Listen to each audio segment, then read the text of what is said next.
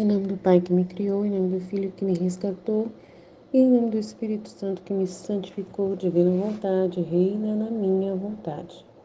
Ó minha mãe, eu te amo, tu me amas, dá-me gole da vontade divina minha alma. Me abençoa, Mãe, para que todas as minhas ações sejam feitas diante de vossos olhos maternais. Em nome do Pai, do Filho e do Espírito Santo. Amém. Vinde ao Espírito Santo, vinde por meio da poderosa intercessão do Imaculado Coração de Maria, vossa amadíssima esposa e nossa mãe. Amém. Vinde ao Espírito Santo, vinde por meio da poderosa intercessão do Imaculado Coração de Maria, vossa amadíssima esposa e nossa mãe. Amém. Vinde ao Espírito Santo, vinde por meio da poderosa intercessão do Imaculado Coração de Maria, vossa amadíssima esposa e nossa mãe. Amém.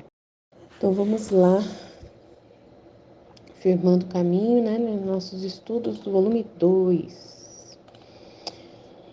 Continuando aqui o mesmo trecho 1, que é enorme. Agora, enquanto via o confessor, lembrei-me que ele me tinha dito que devia escrever sobre a fé, o modo como Jesus me tinha falado sobre esta virtude da fé. Enquanto pensava nisto, num instante o Senhor atraiu-me de tal forma para si, que eu me senti fora de mim mesma no céu, juntamente com Jesus, e disse-me estas palavras precisas: a fé é Deus. Mas estas duas palavras continham uma luz imensa, que é impossível explicá-las. Mas como posso dizê-lo? Na palavra fé, compreendia que a fé é o próprio Deus. Assim como o alimento material dá vida ao corpo para que não morra, assim a fé dá a vida à alma. Sem a fé, a alma está morta. A fé vivifica, a fé santifica, a fé espiritualiza o homem e o faz ter fixos os olhos num ser supremo, de modo que nada aprende das coisas aqui embaixo. E se as aprende em Deus. A felicidade de uma alma que vive de fé, seu voo é sempre para o céu.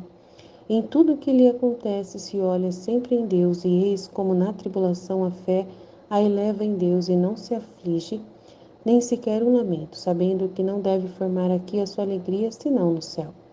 Assim, se a alegria, a riqueza, os prazeres a circundam, a fé a eleva em Deus, e diz entre si: quanto mais feliz e mais rica serei no céu. Então esses bens terrenos ela se irrita, os despreza e os coloca debaixo dos pés. Parece-me que uma alma que vive de fé acontece como uma pessoa que possui milhões e milhões de moedas e até reinos inteiros, e outra pessoa quer oferecer-lhe 1 centavo. Agora o que diria aquela? Não se indignaria, não o jogaria na cara? E acrescento, e se esse centavo estivesse todo sujo e enlameado, como são as coisas terrenas, e além disso, se lhe fosse dado só em empréstimo, então essa alma diria: imensas riquezas eu gozo e possuo, e você se atreve a me oferecer este vil centavo tão sujo e tão por pouco tempo? Eu creio que viraria em seguida o olhar e não aceitaria o dom.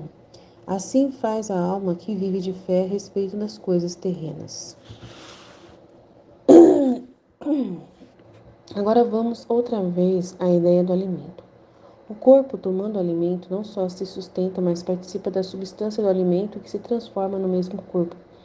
Agora sim, a alma que vive de fé, como a fé é o próprio Deus, a alma vem a viver do mesmo Deus. Alimentando-se do mesmo Deus, vem a participar da substância de Deus, e participando vem a assemelhar-se a Ele, e a transformar-se com o mesmo Deus. Portanto, a alma que vive de fé acontece que santo é Deus, santa é a alma. Potente Deus, potente a alma. Sábio, forte, justo Deus, sábio, forte e justa a alma. E assim de todos os demais atributos de Deus. Em suma, a alma torna-se um pequenino Deus. A bem-aventurança desta alma na terra, para depois ser mais bem-aventurada no céu. Compreendi também o que significam aquelas palavras que o Senhor diz às suas almas prediletas: eu te desposarei na fé.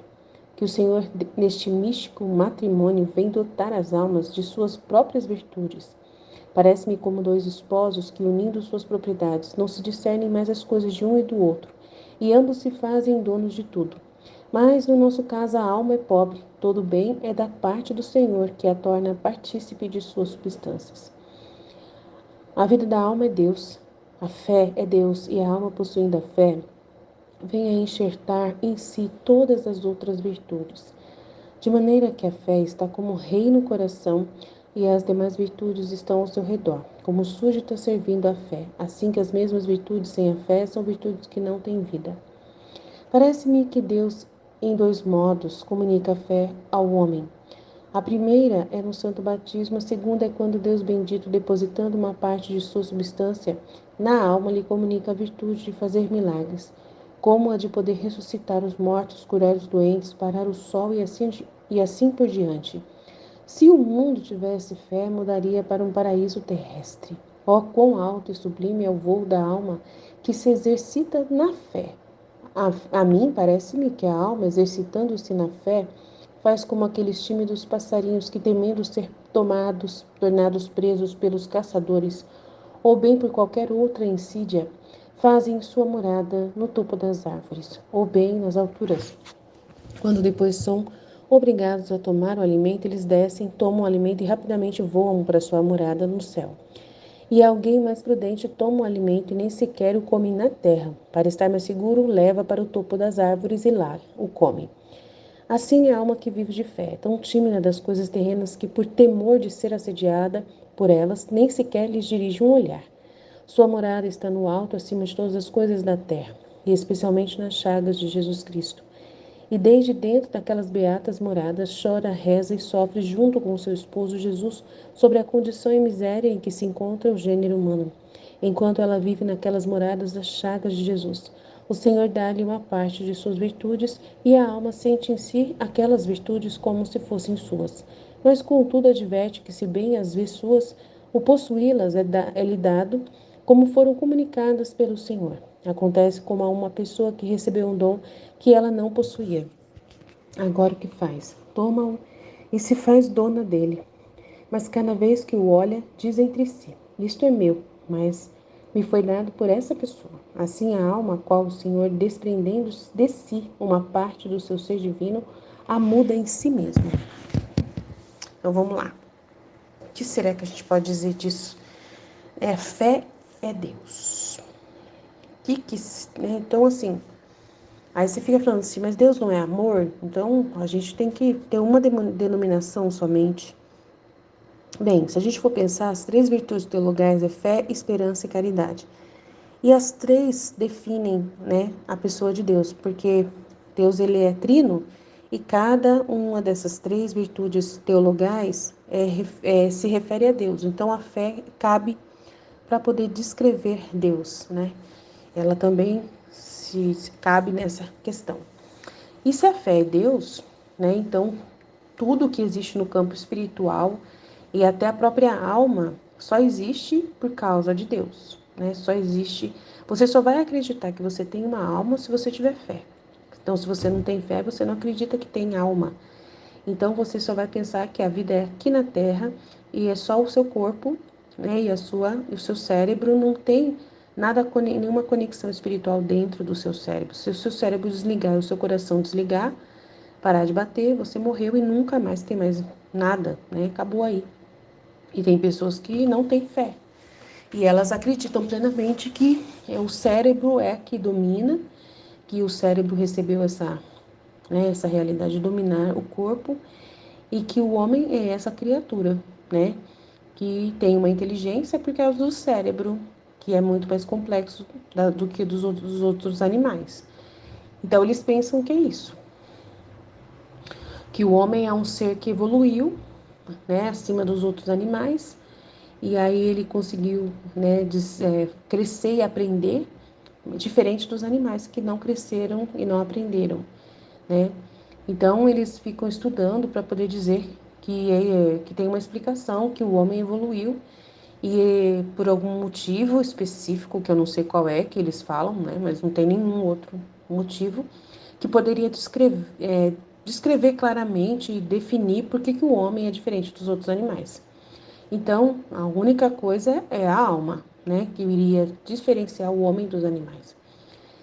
Mas aquela pessoa que não tem fé, ela quer responder essa pergunta e esquecer dos animais, né? Não considerar eles Então é meio complicado, né? Como se alguma outra, né? Então sempre tem Deus na história, não tem explicação para o homem ter razão, ser racional e ser diferente dos animais. A única explicação realmente que vai caber é que o homem tem realmente a alma dentro de si. E se, né, Deus, ele se comunicou com o ser humano desde o princípio e o ser humano sempre teve conhecimento, né, do seu Criador, por isso que nós temos plena consciência de que nós temos uma alma e fomos criados por Deus, né, e soprou em nós essa vida, né, e claramente a gente vê que na hora da morte a pessoa perde essa luz, né, da vida, e aí claramente se vê que algo saiu dela, claramente, né, se vê que a pessoa que morre é como se algo saísse dela. E os animais também, quando eles morrem, também a gente pode pensar que também algo saiu deles, porque tem uma alma para os animais, né? Mas que não é igual à nossa alma, é diferente, é só uma alma vivente. Jesus explica na Valtorta. Mas não é uma alma espiritual como a nossa, né? Então eles têm uma alma vivente, os animais. Daí a gente vê que quando eles morrem, são abatidos, realmente também eles são como os homens, são os seres humanos. Parece que alguma coisa saiu deles, mas é uma alma vivente que somente se esvaiu ali naquele momento. Não tem uma alma, o animal não tem uma alma eterna como a nossa, que vai procurar, né, as moradas exteriores, né, estão fora daqui do plano da Terra. Então, claramente, não tem como dizer que nós não temos alma. E então, se temos fé, a fé é o que vai considerar que a alma existe. Então, a partir do momento que você acredita que você tem uma alma, é a fé que garante isso. Senão você não poderia dizer que você tem fé.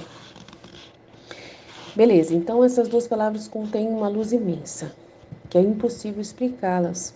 Mas como posso dizê-lo, na palavra fé compreendi que a fé é o próprio Deus. Então, se a fé é Deus, então Deus existe. Tudo que a gente, né, souber acima disso é verdade, né? Não tem como negar a presença de Deus na Terra, não tem como negar que Ele não nos criou, né?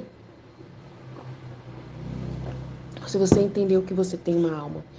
Assim como o alimento material dá vida ao corpo para que não morra, assim a fé dá vida à alma. E tudo que vai se referir à alma vai ser simplesmente um elemento muito importante que você tem que considerar e estudar o abecedário total da vida espiritual. Tudo que se refere à sua alma é importante você saber. Ainda mais sabendo que ela é eterna, né? Como mantê-la assim, né? Como seguir em frente numa vida que você vai permanecer para sempre, né? Então, qual é essa vida eterna que você deseja, né? Você quer com Deus ou você quer sem Deus? Aí tem essas realidades da fé que vai ser importante e você vai ter que viver pela fé. E a fé, então, que você vai viver, vai fazer com que sua alma seja viva eternamente. E essa fé vai buscar, vai ser o que vai te vivificar, te santificar, que vai te espiritualizar. E você vai ter os seus olhos realmente fixos nesse ser que vai te dar a vida eterna e que quer você para ele, né? De modo que nada aprende das coisas daqui de baixo, porque você sabe que aqui é temporário, é só uma oportunidade de conquistar essa vida eterna. Então, aí você vai fazer as coisas aqui embaixo para agradar a Deus, para conseguir a vida eterna. E se você aprende as coisas daqui de baixo, você aprende em Deus. Então, só tem sentido tudo que aqui você vai fazer se for para a glória de Deus, né? Mas quantas pessoas, né, que não vivem dessa forma? E a gente até estranha se a gente for pensar, né? A gente até complica bastante sobre essa realidade. De pessoas que falam que têm fé em Deus, mas ao mesmo tempo, né, estão tão com a cabeça presa na terra e achando que a felicidade tem que ser conquistada aqui para poder ter a conquista lá. Não é como se dependesse de ser feliz aqui para poder continuar a felicidade lá. Mas esse ser feliz aqui, curtindo as coisas terrenas de todas as formas possíveis e se realizando plenamente e sendo plenamente realizado. E essa realização acaba que você vai, né, procurando se autoafirmar mais e mais e sendo individual nessa autoafirmação. E aí muitas pessoas acabam, até evangélicos mesmo, a gente percebe que eles acham que podem, né, ficar trocando de esposa, de não deu certo com uma, então, né, a felicidade que Deus queria para ele não deu certo com aquela, então ele quer trocar com outra. E aí essas pessoas às vezes têm vários parceiros sexuais, né, ou então estão casados e têm traição, adultério. A gente não entende como que funciona isso na cabeça desses crentes, né, esses cristãos de outras denominações, que a gente percebe que eles não seguem de verdade essa castidade do matrimônio, né? Então a gente fica compreendendo muita coisa de que eles dão um valor muito grande à felicidade sexual na Terra, como se fosse, né, Deus querendo que eles se realizassem aqui plenamente, né?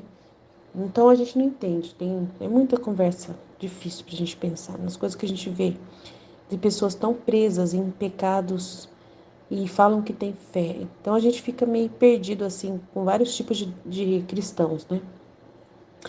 Aí fala que a felicidade de uma alma que vive de fé, seu voo é sempre para o céu. Em tudo o que lhe acontece, se olha sempre em Deus, e eis como na tribulação a fé a eleva em Deus, e não se aflige. Então, essa pessoa que tem a fé não é qualquer um, né?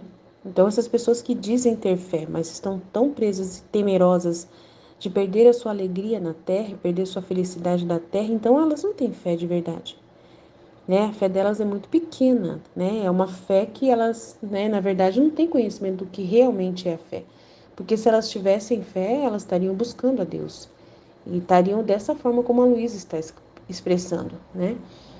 E iriam ter repugnância, ia desprezar e se irritar com os seus bens terrenos que vão atrapalhar ela de voar, né? De alçar o voo ao céu, né? O seu voo é sempre para o céu. Então, se ela se prende nas coisas da terra, nas pessoas, ela não vai ter essa liberdade de voar para o céu.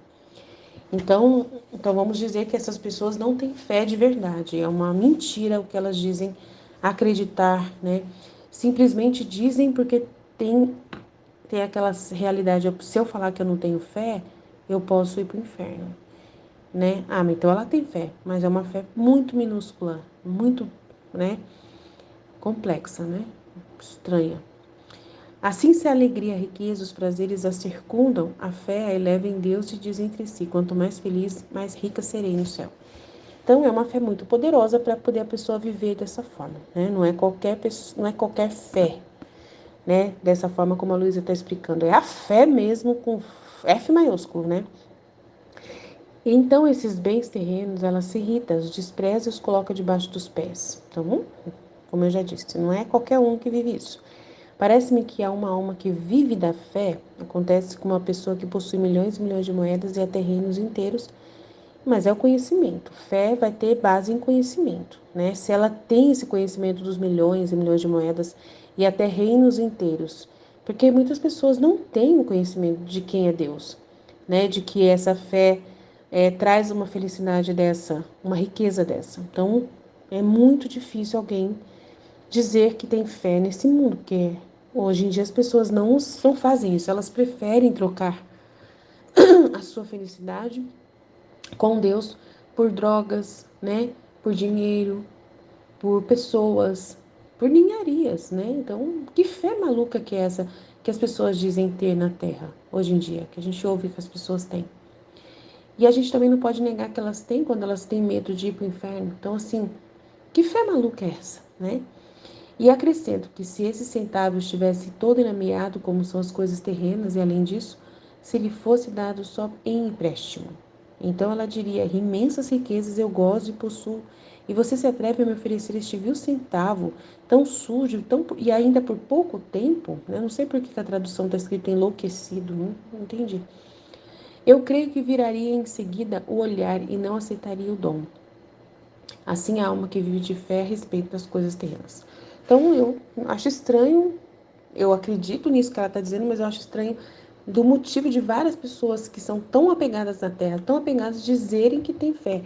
E elas acreditam plenamente que tem o céu e o inferno. Então, como que Deus resolve essa dinâmica aí? Essa equação? Então, é uma porcentagem de fé naquilo que só, assim, é o que realmente me traz um pouco de paz? É uma fé que me traz simplesmente assim, eu deposito uma fé dentro de uma gaveta. E aí aquela gaveta eu garanto que está ali um contrato, né, de que eu sou filho de Deus. Fui batizado, sou filho de Deus. Então eu tenho um contrato guardado que me garante que, né, para o meu interesse, de que eu acredito em Deus. Mas eu deixo guardado lá e vou viver minha vida na terra, fazendo tudo que tem que fazer, mas garantido, eu tenho certeza que todo domingo eu vou lá e olho, não sei, ou em alguns momentos da minha vida eu vou lá e olho para a gaveta e vejo que meu contrato está lá ainda, né? Que a minha lembrancinha do batismo está lá ainda, né? Que a minha lembrancinha da comunhão está lá ainda. Então, assim, só se foi isso, porque, né, é uma fé que é tipo uma segurança, né, uma segurança de consciência, né, de que ela foi marcada pelo selo de Deus, mas ela não consegue entender que se ela não cultivar, que se ela não cultivar isso, ela pode perder, né, talvez, né, não, e se ela não se alimentar, né, se ela não alimentar a alma dela com mais fé, com mais verdades e conhecimento, ela pode até perder o pouco de conhecimento que ela tem. Então, eu não sei, é complicado agora. Jesus teria que me iluminar e hoje não sei por quê, que eu não estou conseguindo, né, ter as palavras certas. Eu estou entendendo o que eu quero falar, é de uma pessoa que usa uma fé, mas a palavra foge. São pessoas que usam a palavra fé e dizem que têm fé por um seguro de vida, por uma segurança, entre aspas, assim, para tipo uma garantia, né? Se não der certo aqui na Terra, eu tenho o céu para, né, para resolver depois. Tipo assim, deixa para depois. Depois da morte eu penso nisso. Mas será que a pessoa pensa que depois da morte ela vai pensar nisso? Né? Tá ali garantido. Eu já comprei o terreno do céu. Tá aqui, ó. Tá comprado aqui. Mas, né, porque eu fui batizado. Minha mãe me levou pro batismo. Então eu fui batizado. E depois eu fui crismado. Então tá garantido aqui. Então, tipo assim, como se fosse uma garantia, não sei explicar. Né? Não sei a palavra se é essa, uma garantia, talvez é isso. Mas ela não vive dessa fé, ela não cultiva essa fé, ela não, sabe, ela não pratica essa fé do jeito como deveria para poder viver isso tudo que a Luísa está dizendo aqui, né? Vamos seguir em frente. Agora vamos outra vez à ideia do alimento. O corpo, tomando alimento, não só se sustenta, mas participa também da substância do alimento que se transforma no mesmo corpo. Assim, também para a alma que vive da fé. Como a fé é o próprio Deus, a alma vem a viver do mesmo Deus. Então, por que isso não acontece? Isso não acontece em muitas pessoas que dizem ter fé, né? E alimentando-se do mesmo Deus, vem a participar da substância de Deus e participando, vem a assemelhar-se a Ele e a transformar-se com o mesmo Deus. Portanto, a alma que vive de fé acontece que é santo a Deus e ela é santa também. Como assim? Então, por que não existe pessoas santas hoje? Pessoas potentes como Deus, pessoas sábias como Deus, pessoas fortes como Deus, justas como Deus, sábias como Deus. Por que não tem almas que são como Deus? Que fé maluca é essa que as pessoas dizem ter, que elas não estão vivendo isso que a Luísa está dizendo? Então a luz que está vindo para mim hoje na meditação é isso, né? Porque eu não vou ficar prestando, assim, afirmando o que a Luísa está dizendo. Está muito claro o que ela está dizendo. Mas eu vou questionar, né? Como que pessoas dizem que têm fé e elas não vivem tudo isso? Essa é a pergunta que a gente deve fazer. Compreendi também que o que significam aquelas palavras que o Senhor diz às almas prediletas: Eu te desposarei na fé. Que o Senhor, neste místico matrimônio, vem dotar as almas de suas mesmas virtudes. Parece-me que, como dois esposos que, unindo suas propriedades, não se discernem mais as coisas de um e do outro, e ambos se fazem donos de tudo. Mas, no nosso caso, a alma é pobre e todo o bem é por parte do Senhor, que a torna partícipe de suas substâncias. Isso é maravilhoso, né? Esse casamento vale a pena, né? Você é pobre e casa com Deus e Ele te dá toda a riqueza. E você se torna, né, abençoado. Nossa, que vida boa, né? Graças a Deus. A vida da alma é Deus, a fé é Deus e a alma possuindo a fé vem enxertar em si todas as outras virtudes, de maneira que a fé está como um rei no coração e as demais virtudes estão ao seu redor. Então, a fé, ela realmente, se você tem fé, Tudo mais que você for fazer, você vai fazer, né? Em prol de Deus, por Deus, em Deus, para Deus, né? Parece-me que Deus, em dois modos, comunica essa fé ao homem. A primeira é no santo batismo, como eu disse, né? A pessoa guarda lá a lembrancinha do batismo, garantindo que ela tem fé. Alguém me deu esse presente de fé, minha mãe me batizou.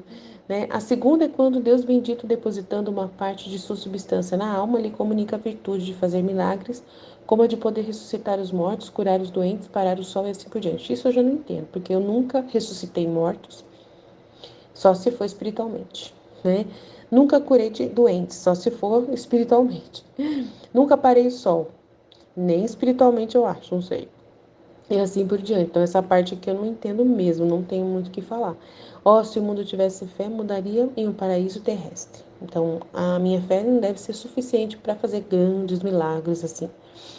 Ó, quão alto e sublime é o voo da alma que se exercita na fé.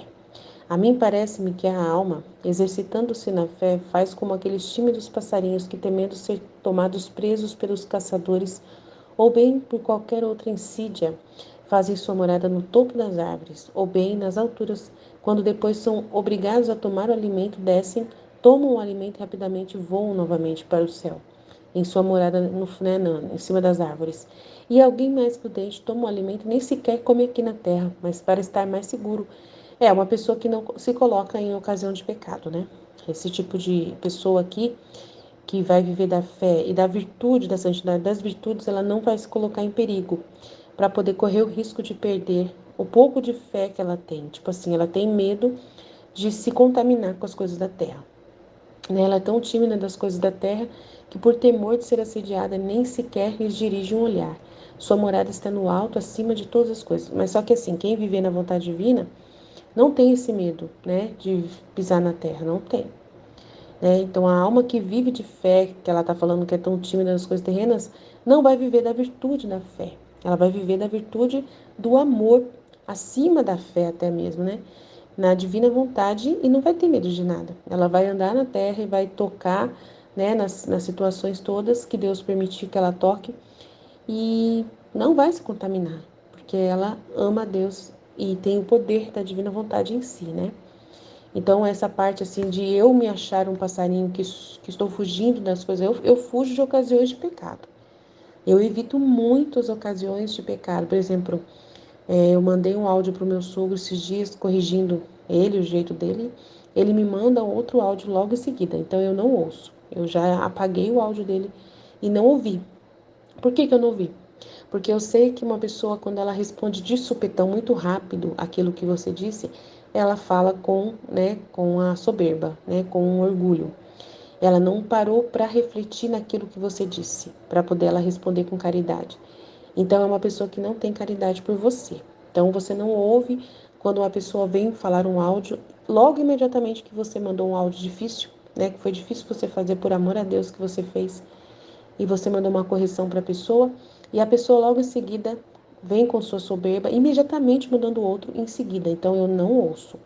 Por quê? Porque eu fujo da ocasião de ter algum sentimento né, de pessoal que possa ter um rancor, um ressentimento daquela pessoa. Eu não confio em mim mesma, né? Não confio. Então eu não ouço. Muitas vezes eu não ouço mesmo. A última vez eu joguei fora o áudio dele sem ouvir. Então ficou nisso, né? Só para poder não ouvir o que ele disse logo em seguida. Quando a pessoa tem caridade com o irmão, ele não responde, né? Responde logo de cara, não responde assim, de qualquer jeito, imediatamente. Espera um pouco, pensa, reflete, depois, né, toma, aí fala mesmo, né? Então aí eu percebo que eu não tenho que ouvir porque não quero dar ocasião de pecado. Então aí nesse momento eu sou esse passarinho que não quero me contaminar, né, com as coisas doídas, né, das pessoas, dos sentimentos das pessoas, né, que não sabem ser humildes, né, para ouvir o irmão. Tanto que ele não mudou as atitudes dele depois que eu mandei o áudio. Então, claramente, ele deve ter, né, me mandado pastar, né, no áudio dele, vai saber, nem quero saber. Mas eu não quero ficar magoada com o meu sogro, né, ele é da minha família e eu não quero estar com mágoas de ninguém. Então, para não ter correr o risco, eu não ouvi o áudio para poder ficar só com a vontade de Deus no meu coração, né, de que eu fiz a vontade de Deus e só isso, não importa mais nada. Então, é um exemplo que eu vivi claramente, né, para não entrar em mim nenhuma contaminação, nenhum sentimento, né, que possa me trazer uma dor, uma mágoa de alguém, né, para poder continuar sendo amorosa e caridosa com essa pessoa, né, e não considerando o que aconteceu. Então, assim, a alma que vive de fé é tão tímida nessas coisas terrenas que, por temor de ser assediada por elas, nem sequer lhes dirige um olhar. Mas esse assédio das coisas terrenas não é só das coisas que você gosta, mas também das coisas que você detesta. E quando a gente detesta coisas, a gente, como eu disse, também é bom fugir delas, para poder não ficar com sentimentos contrários àquela pessoa, como eu já disse, como do meu sogro, né? E desde dentro dessas beatas moradas, geme, chora, reza e sofre junto com Jesus, sobre a condição e miséria que se encontra o gênero humano. Enquanto ela vive naquelas moradas das chagas de Jesus, o Senhor dá-lhe uma parte de suas virtudes e a alma sente em si aquelas virtudes como se fossem suas. Então aqui é a santidade das virtudes, né? A pessoa que tem santidade das virtudes vai ficar feliz aqui de ler esse livro, né? Essa parte do livro do céu, né? De virtudes, porque fala muito de virtude do volume 1 ao 10. Então a gente pula um pouco essa realidade de não ficar tão preocupado com virtude. Mas quem vive na vontade divina tem uma fé abundante, uma fé absurda, né? Se não tiver, não vai conseguir fazer as reparações e ter as luzes. É só pela fé que a gente consegue ter as luzes, né, das comunicações que Deus nos comunica, né? E os pedidos que Ele faz para a gente de fazer as coisas por amor a Ele. Então acontece como uma pessoa que recebeu um dom que ela não possuía, agora o que faz? Toma-o e faz-se dona dele, mas cada vez que o olha diz entre si, isto é meu, mas me foi dado por outra pessoa, por essa pessoa. Assim faz a alma, a qual o Senhor, desprendendo de si uma parte de seu ser divino, a muda em si mesma. Então, ela vai ser sempre nessa realidade de humildade de nada, né? De ela saber que não é ela, que a fé é uma forma de viver, de que não é a criatura que tem esses dons por si própria, mas tudo é comunicado através daquele no qual a gente coloca a nossa fé.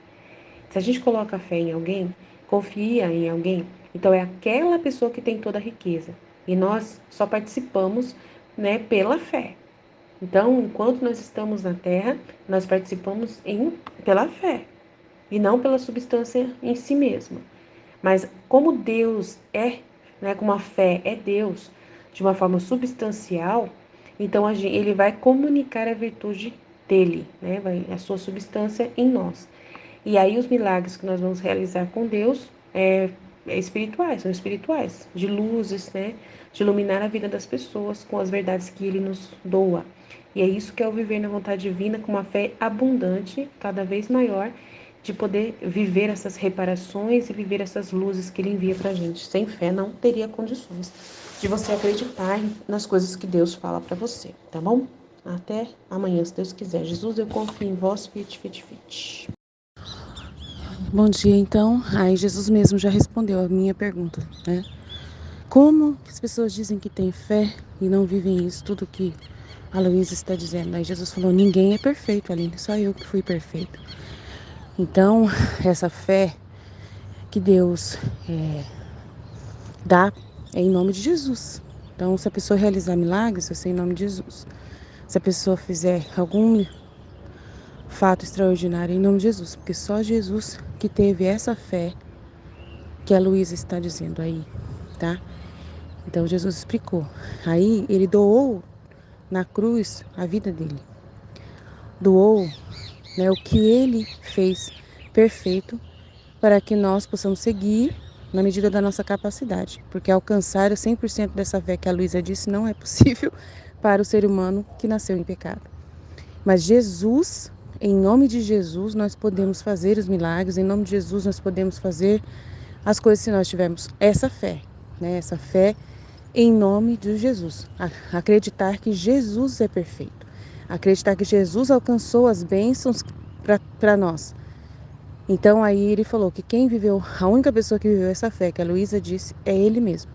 E aí nós vamos viver dos méritos dessa fé que ele exercitou enquanto estava vivo. e ganhou para nós o reino dos céus, as bênçãos da aliança que Deus fez com os homens, né? De recuperar o reino dele nas almas. Mas é Jesus que é o instrumento, o meio, né? O único mediador entre nós e Deus. Ele é o único que tem essa fé. Então ele respondeu. Então Jesus, ele até mostrou uma visão assim, né? Como se a igreja fosse essa padaria, né? Fosse uma padaria. E a vitrine da igreja tem o pão vivo lá, que é o pão vivo de Jesus, né? Aí a vida de Jesus tá ali na Eucaristia, né? A vida dele. A vida dele é o que ele viveu, é o que ele é, tudo. A divindade presente na Eucaristia é o que Jesus é, representa o que ele é. Por isso que é uma presença verdadeira, porque tem o que ele é na presença eucarística, tem o que ele viveu, né, que é a vida dele, e tem o que ele faz hoje, né, porque ele está vivo ali, está fazendo, realizando, tem o que ele disse, né, tem o que ele disse. Aí as pessoas rezam o rosário. Se elas ficassem adorando Jesus no Santíssimo e rezando diante do Santíssimo Rosário 24 horas por dia, elas iriam só ficar na vitrine, só na vitrine. Então imagina a pessoa na vitrine, ela não come. Mas só que a igreja distribui um pedacinho daquele pão que tem a presença, né, simbolizando, claro, não é um símbolo, mas a verdadeira presença. Então ela divide aquele pão, produz aquele pão, né? E daí dá uma vez por dia para as pessoas comerem. E elas, né, continuam olhando para a vitrine durante o dia inteiro. Ou então elas saem da vitrine, naquele momento elas poderiam ficar rezando ali 24 horas, no caso que o Jesus quis dizer. Se ela ficasse rezando 24 horas, ela estaria rezando, adorando uma vitrine, né? Aonde está a minha presença. Não estou falando que eu não estou ali. Ela está olhando para a minha presença e esperando o momento em que ela comunga, para pegar um pedacinho. Então, ela me ama. Claro que ela me ama. Claro que eu vejo e aceito essa adoração, aceito tudo.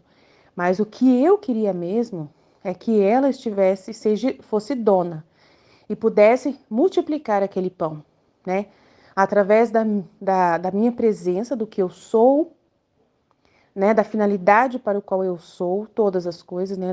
O meu eu, né? O que eu sou, né? Eu sou o Criador, eu sou o Redentor, eu sou o Sol Divino, eu sou a vida, eu sou a respiração, eu sou a batida,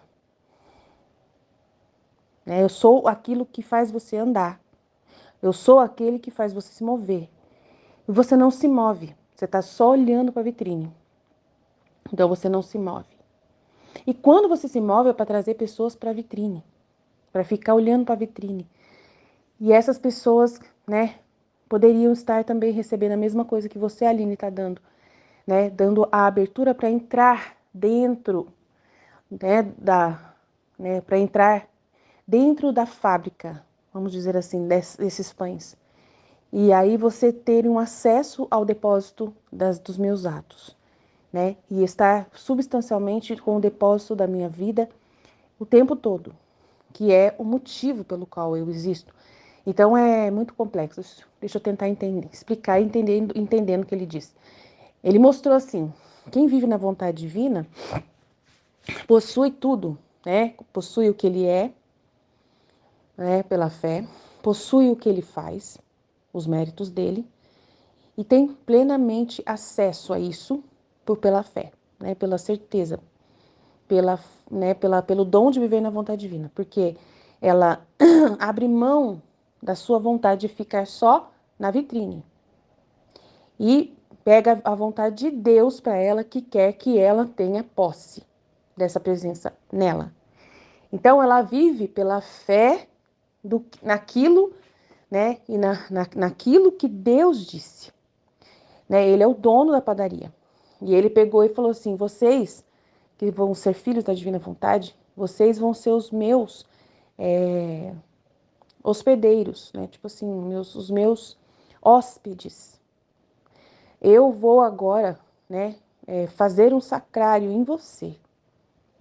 Eu não quero que esteja lá naquele lugar lá, né, de metal, de madeira, seja o que for o material. Eu quero que você seja aonde eu vou ficar depositado, aonde eu vou estar com a minha vida, com a minha palavra, né, com tudo que eu sou dentro de você. Então entrem. Então ele chama algumas pessoas, ou todos no mundo inteiro, mas algumas pessoas só que aceitam. Porque para elas aceitarem, elas têm que deixar, né, as outras pessoas. Tem que desapegar das outras pessoas. Da preocupação que elas têm com os outros, da preocupação que ela tem com o mundo. Ela tem que dar a sua vontade para ser aquilo que Deus quer e fazer e trabalhar para ser aquilo que Deus quer. Entendeu? Então essas pessoas que não, né, não estão ouvindo esse chamado é porque elas estão interessadas em estar somente andando, né, na frente da igreja, né, na frente da vitrine, e sem corresponder, sem ter aquela correspondência e o comprometimento. Então, são pessoas que não querem se comprometer de serem um tabernáculo vivo, porque esse comprometer a ser um tabernáculo vivo exige renúncias muito grandes, né, do apego à terra, renúncias muito grandes da sua própria vontade. Você não vai poder fazer o que você gosta. Você só vai poder fazer o que Deus gosta. Porque senão ele não vai permanecer tranquilo, né? E você não vai estar cuidando dele, cuidando do conteúdo dele. Você vai estar usando, pegando da força dele para cuidar dos conteúdos humanos. Então, assim, então é muito complexo. Então, viver na vontade divina é você usar, você ter essa morada, você ser essa moradia de Deus, ele morando dentro de você como se fosse um sacrário, como se você fosse um sacrário. E que você, por ser vida, você ter um corpo, então você é a própria vida, movido pela própria vida de Deus, ele que está vivendo e movendo você para fazer os atos que ele deseja. Então, e é ele que está vivendo e você está vivendo os méritos dele, né? Das garantias que ele mesmo aplica da pessoa dele, da vida dele, do que ele conquistou. Só ele conquistou, né? Todas as bênçãos que são prometidas em Deuteronômio 28, por exemplo, né? Que são todos os mandamentos. Então, só ele viveu a vida reta e recebeu todas as bênçãos prometidas para aqueles que fazem a vontade de Deus. E nós não temos o poder de fazer toda a vontade de Deus como Jesus fez, mas ele doou aquilo que ele fez para nós. E aí essa é a vontade de Jesus, que a gente viva da vida dele. Então a gente vive com a vontade divina que foi dada para nós através de Jesus, né? Então é muito grande o mistério que Jesus mostrou para mim. E aí nós temos em nós esse conhecimento, essa luz, e através desse conhecimento dessa luz, né, e dessa substância que ele não consegue ficar longe dessa pessoa que guarda a palavra dele.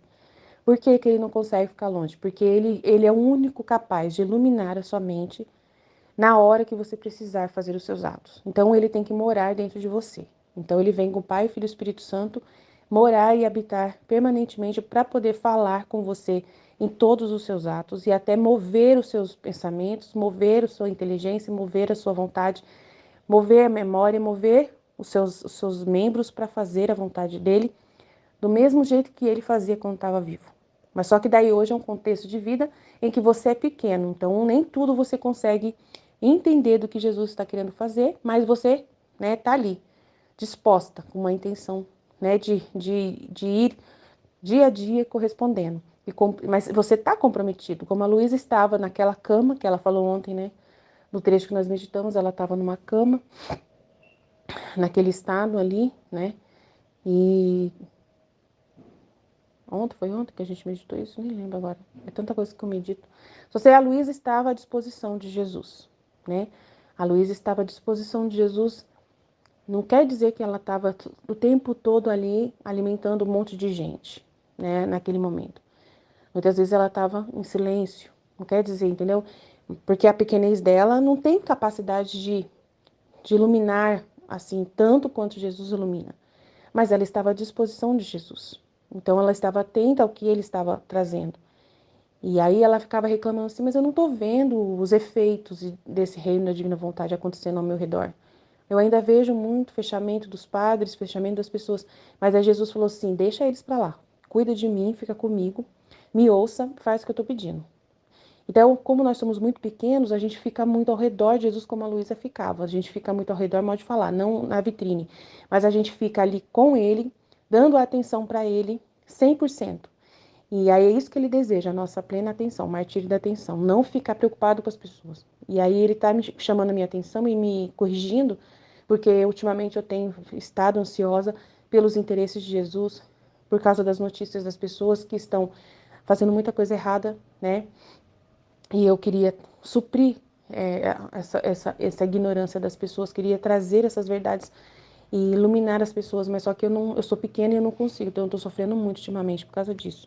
E aí Jesus falou para mim tirar essa ansiedade, ele está querendo curar minha ansiedade, que a minha ansiedade é justamente querer suprir a necessidade da ignorância das pessoas, de cobrir essa ignorância, e eu não consigo. Mas é uma vontade pura que eu tenho dentro de mim que está fazendo eu ficar com essas ansiedades. Então é mais ou menos isso.